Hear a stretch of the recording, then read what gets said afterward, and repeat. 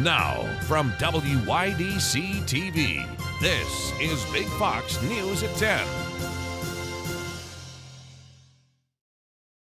After 11 weeks in the orange zone, restaurants in Elmira were finally allowed to welcome diners back inside. Big Fox News' Matt Kleindens joins us now in Corning with reaction from one restaurant. Good evening. The Turtle Leaf Cafe was one of 6 Elmira area restaurants to open in defiance of Governor Cuomo's orange zone restrictions. Now those same restrictions have been revised as of yesterday afternoon. So people are just excited. They're just as excited as I am. In what Adam Bunce calls an ironic twist, the state of New York revised its COVID restrictions to allow restaurants to do indoor dining in the orange zone. The change comes after an Erie County judge ruled that restaurants in the orange zone could operate under yellow zone guidelines. In a statement, the state disagreed with the judge's ruling, but to ensure fairness across the state will allow restaurants to reopen at 50% capacity. 50% allows restaurants to at least be able to pay their bills and cover their expenses. Whereas when you're having them keep their doors closed and doing takeout only, a lot of people can't get by on that. Bunce says the new changes are a good start while the state reevaluates its COVID strategy and vaccines are distributed. He also says the changes are a massive win for small businesses in New York. I'm just happy for all the local restaurants and all the local bars that are able to get up and running, and hopefully we don't have to worry about shutting our doors again, ever. Matt Kleindens, Big Fox, WYDC, Corning. We are learning new information about the latest COVID-19 variant sweeping across the United States. Not only is it more contagious, one group is getting hit harder than others. COVID-19 specialist Amanda Decker takes a look at who's being impacted and how these cases could lead to a dangerous and deadly infection. The new strain of COVID-19 moving across the United States is more contagious than the previous strains that we've seen. According to the National Institutes of Health, it's also infecting more children than previous strains, and that is leading to more cases of a potentially fatal condition called Mis-C. According to medical experts, the B.1.1.7 COVID variant is about 50% more contagious than earlier versions. It was first identified in the United Kingdom in September and is one of at least 17 different COVID-19 variants so far. But this one alters the coronavirus spike protein, which is used to infect your cells, and that makes it easier for cells to get infected. The first week it was identified, researchers say it accounted for about 8.6% of infections in the UK. Within 1 week, it was responsible for about 13% of all COVID-19 cases there, and right now it makes up about 70% of the UK cases. That includes rising case numbers among children. Experts believe the reason kids are more susceptible to this variant has to do with the body's ACE2 receptor, which is where the virus binds. Those receptors are different in children and adults. Now, even though this strain of COVID-19 is not more deadly, it is shifting the age distribution of infections. As more kids are infected with COVID-19, we're seeing an increase in the number of kids diagnosed with a related respiratory syndrome called Mis-C, or multisystem inflammatory syndrome. It is rare, but it's a serious condition that is linked to coronavirus infections. It often starts with a rash on the hands or feet, and it can cause glassiness and redness in the eyes, extremely high fever, and it can be fatal. The question is it more widespread, or are people diagnosing it more frequently? I think it's probably a combination of both. It seems to involve their neurologic system, their GI system. They can get a rash, and some individuals have cardiac symptoms. Now, it can take up to 4 weeks to show up after a COVID infection, but because many children don't experience symptoms when they do have COVID, you may not even see this condition coming. Mis-C typically affects people under 21, and doctors say it's caused by an overreaction to your body fighting the COVID-19 virus, leading to swelling in the organs. Now, experts say this condition is still extremely rare, but it is becoming a bit more prevalent now with the rise in cases across the country. If your child is diagnosed with COVID and is having any of these symptoms about 4 weeks after their COVID-19 diagnosis, you should seek medical help. Even if they haven't been diagnosed with COVID, they may still have had it and just not shown any symptoms. I'm COVID-19 specialist Amanda Decker reporting. Many people are debating whether to get a COVID-19 vaccine. But will everyone have a choice in the matter? Some companies are requiring their employees to get the shot before returning to work. And as Ashley Stromier reports, this is completely legal. With vaccinations across the country well underway, you might be wondering if your employer can require you to get a vaccine. The answer from the U.S. Equal Employment Opportunity Commission is yes, with a few exceptions for religious or medical reasons. While companies can legally mandate vaccinations, most are only encouraging them, and some are offering financial incentives. I'll happily pay for all staff members to have it done and be paid and have it done in their work time. Dollar General will reward its employees with 4 hours of pay for getting the vaccine, and Trader Joe's will offer 2 hours of pay per dose.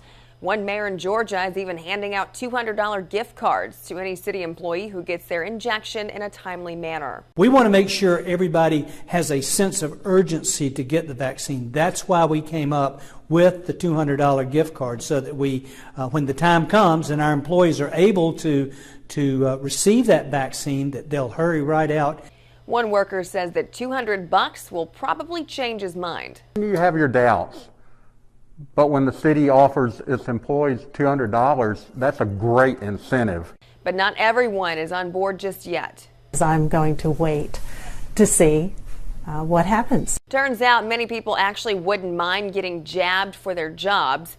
A LinkedIn survey found 46% of U.S. employees actually agree with companies mandating vaccines. Ashley Strohmeyer, Fox News.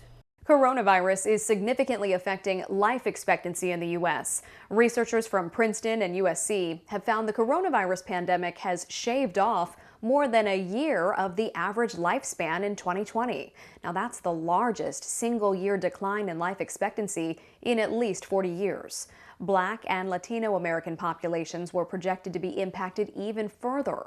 Researchers say life expectancy for Black Americans would shorten by more than 2 years, and for Latinos, more than 3 years. President-elect Joe Biden's American Rescue Plan is unveiled. The $1.9 trillion rescue package aims to protect people from COVID-19 while also giving the reeling economy a much-needed boost. John Lawrence reports. President-elect Joe Biden's COVID-19 proposal calls for 100 million vaccine shots to be given by the end of his first 100 days in office. We'll have to move heaven and earth to get more people vaccinated, to create more places for them to get vaccinated. More than 11 million doses have been given in the U.S., but that's just a drop in the bucket. Just over 1.3 million have gotten both shots, and many people are having trouble getting vaccinated. We called hospitals, we called health departments, doctors' offices, and they all just said that they don't have it. The Centers for Disease Control and Prevention's latest ensemble forecast predicts up to 94,000 more COVID-19 deaths in the U.S. over the next 3 weeks. That would be an average of nearly 4,000 deaths per day. There's no doubt that this virus has impacted all of us beyond what we could have ever imagined. Too many families are now missing loved ones. In addition to the rising number of COVID-19 cases and deaths, the pandemic is still strangling the U.S. economy, with 965,000 people filing for first-time unemployment benefits last week. Biden's plan also calls for giving financial aid to millions of Americans. We will finish the job of getting a total of $2,000 in cash relief to people who need it the most. The $600 already appropriated is simply not enough. I'm John Lawrence reporting. President-elect Joe Biden has named his pick to lead the Federal Emergency Management Agency. Deanne Criswell currently serves as the commissioner of the New York City Emergency Management Department. She worked at FEMA from 2011 to 2017. She was also a member of the Colorado Air National Guard.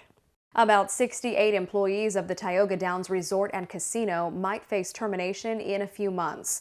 In a recent WARN notice, employees furloughed by Tioga Downs will be laid off in March due to COVID restrictions limiting casino and food services. The casino reopened with limited capacity back in September after being closed for months. More than 600 employees are listed as affected by that WARN notice. A shocking bus accident in New York City today. It left the bus split in half and dangling off a bridge. Justine Miller has the details. Take a look at the scene early this morning below the University Avenue overpass in the Bronx. But this is no movie set. A city bus careening off the road late last night, crashing through a guardrail, splitting in half, and ending up vertical, face down on a Cross Bronx Expressway access road. When I seen it, I was like baffled, like how, when, who? Lots of unanswered questions from onlookers as well as the MTA, telling us they're still trying to figure out what went wrong. Police adding there was no foul play. Either way, commuters trying to get to work stunned. I saw the video in the morning when I wake up, but I was crazy for me. Especially crazy and terrifying for the 7 passengers on board. The NYPD confirming they and the driver were taken to the hospital, miraculously all expected to be okay. But people in the area are still worried about their own commutes. I'm scared right now, Sometimes you get scared because you don't know what happened in the streets. While crews investigated, workers also spent hours trying to hoist up the BX35 double bus. The accordion section in the middle ripped in half, the front smashed in, eventually towed away. Plus, Department of Transportation crews have been on the ground all morning today trying to get this area safe. They just put in these concrete barriers to block where the bus went through the guardrail. People in the area stopping to take pictures and trying to make the best out of this harrowing situation. You will not see this in real life, but 2021, you never know what you're going to expect. Still ahead tonight, making a difference by making masks. It's just a labor of love. We don't sell them, we give them away. How one woman and her daughter are using their sewing skills to keep their community safe. Here's your local stock market update from Big Fox.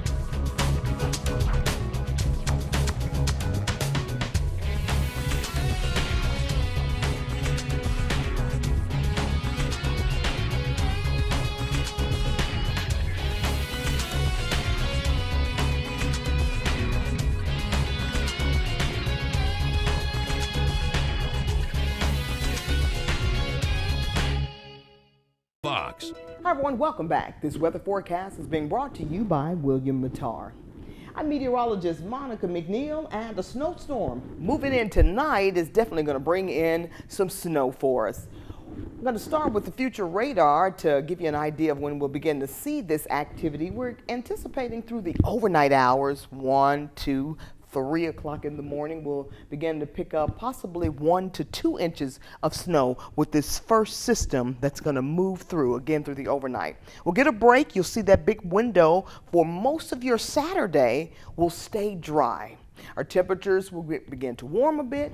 Then Saturday night, we've got another system that's going to move through. This is more of a lake effect system, so that one will be moving through late Saturday night into Sunday morning, and we'll again pick up more snow into our forecast. So let's take a look at our forecast for tonight. Snow and rain, depending on the temperature. We're keeping those temperatures just above freezing. We're just above freezing in most locations. So again, we'll be keeping a very close eye. We're hitting about 36 for us here in Elmira. But as we move through the overnight hours, those temperatures will begin to tumble. Saturday looks like this. For the most part, it is going to be quite windy across the area. Again, we'll get a break in the snow. We'll see the snow through the overnight. Your day on Saturday, your afternoon, should be cloudy and cold, but no snow. But then by Saturday night, we'll see the next storm system. So here's your forecast for Saturday. And our temperatures are up a bit, 39 for Elmira. That's why we'll start with snow, but it'll transition over to rain because those temperatures will be well above freezing, so right around 39 degrees. And then Saturday night, here's the next system going into Monday. This system could linger with us a bit. Reduced visibility and definitely some slippery travel is associated with this system. So let's take a look at what you can expect over the next couple of days. Getting into your weekend, again, Saturday and Sunday. Saturday morning mainly, we'll see those snow showers, and as those temperatures warm up, that'll transition into just rain, 37. Then on Sunday, we'll see snow showers through the day. It's going to be cloudy and windy, right around 37 as well. Going into Monday, Martin Luther King Day, we'll see a wintry mix for the first part of the day, and then by the afternoon we'll get a little bit of a break and another round of snow showers. It is that time of the year, folks. So we'll see these systems as they continue to come in. Overnight temperatures in the low 30s to upper 20s. All right, be sure to stay with us. We've got more news coming up. A family affair. A mother-daughter duo in Phoenix are making masks that they give away for free. They plan to keep stitching for as long as they can, and not even a broken hand has stopped them so far. Sonu Wasu reports. The sewing machine has been working overtime at the Dilk home in Phoenix. Making masks, now a family affair. What started with a few simple stitches and whatever fabric she could scrounge up. Went through my husband's shirts and harvested from those. And then friends started sending material, and then strangers started sending material. Look at this. It'll all be made into masks. Has turned into a massive effort. Pattern done. It's just a labor of love. We don't sell them, we give them away. Patty's mom, Bessie Sweet, is the finisher. I cut off all the threads. Oh my goodness, she puts yards of threads on every one. Sweet also helps sanitize the masks before bagging them. And her husband, Jerry, makes the nose loops and earpieces with special beads, their signature. Making masks for this family, also their way of taking a stand against a deadly virus. If people will get them, and if they have a wardrobe of them, they'll wear them.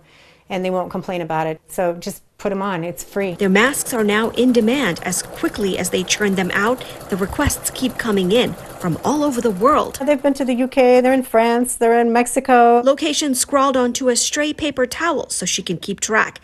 Patty credits her mom, Bessie, for teaching her how to sew. She got it better at it than I did. And for gifting her with this family treasure. It's a Singer Golden Touch and Sew. State-of-the-art equipment back in its day. Still going strong, just like her 91-year-old mom, who makes the short walk to her daughter's home several times a week. If she shows up for dinner and I don't have 7, 8, 10, 12, 20 masks waiting, she's like, what? Were you busy today? Even a broken hand did not stop Bessie. And she's like, I can't do that. And I go, well, you broke your left hand and you're actually right-handed, so. This family plans to keep stitching as long as there's a demand for their masks. I always carry a couple in my purse, and someone says, oh, I love your mask. And I say, here, have one. It's National Quitters Day, the time when many seem to give up on those New Year's resolutions. But tonight, Mandy Gaither has 4 ways to overcome the urge to quit in your Health Minute. If you're falling flat on your New Year's resolution, you're not alone. Setting new goals means creating new habits. And we are creatures of habit, meaning usually our old habits. Psychologist Dr. Cheryl Ziegler says the first way to help yourself succeed at a goal is allowing yourself to fail. The more people can understand that this is a really normal part of doing anything new is to have a setback or a failure, then you give yourself grace and you allow yourself to say, okay, that's okay. I'll do it tomorrow. It doesn't mean that the whole goal has to be finished. Second, don't get discouraged.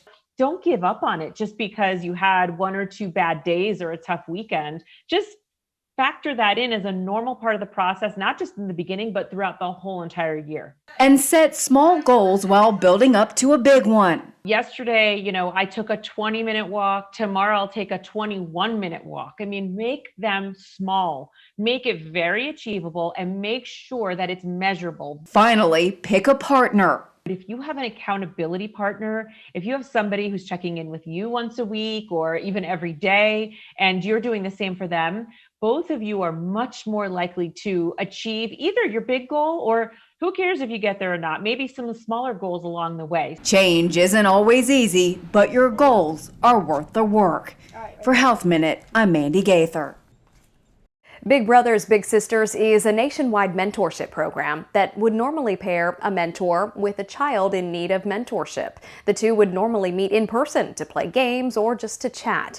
But as Neil Herbert finds out, the pandemic threw that to the wayside and the organization was forced to adjust. We know a lot about each other. I know that Billy loves Bakugan and Pokemon.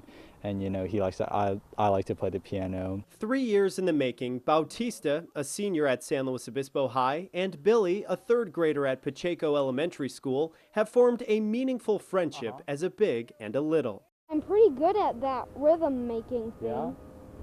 That's good. That means you have a good ear. Not everyone has that. Monday was the first in-person meeting they've had in nearly a year because of the pandemic, and Billy could hardly contain his excitement to see his big. I get excited a lot. There's a lot of things that are really exciting in this world. Oh, nice. And though they'll head back to online meetings for the time being, Billy is seeing some positives in his virtual time with Bautista. In person, not on the computer. Even though I did get to show some things that I couldn't in person, it's way funner playing than talking.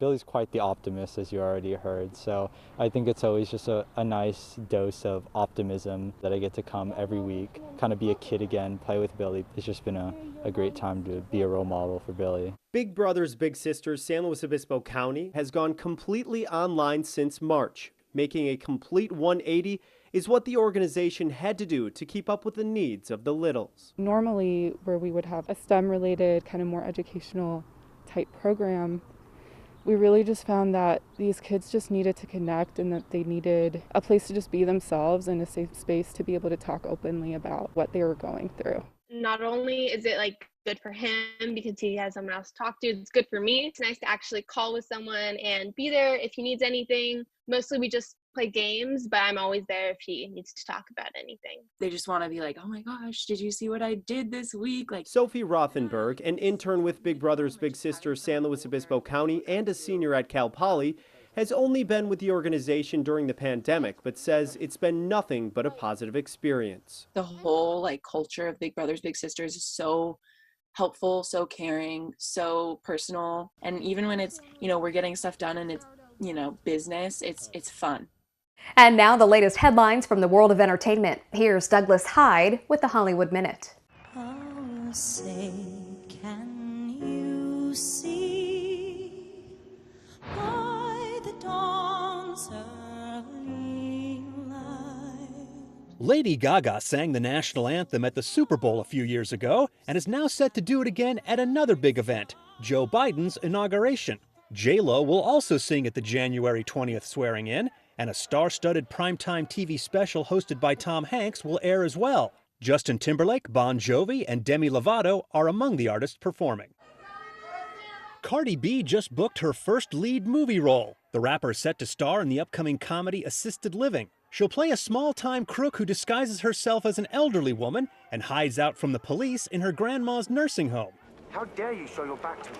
Joaquin Phoenix is re-teaming with Gladiator director Ridley Scott for another film set in the past. The Oscar-winning actor will play Napoleon in Kitbag, which follows the French emperor's rise to power. The historical epic will stream on Apple TV+. In Hollywood, I'm Douglas Hyde. We want to leave you with a smile tonight, and that's one big snowman. A family in Iowa built this giant. He's 15 feet tall, and an 8-foot ladder was needed to build him. It sits in Karen Peters' front yard. She says her son came up with the idea, and his friends helped him build it piece by piece. Last year, he built an 11-foot snowman. From our whole team, thank you for joining us. We hope you have a nice weekend.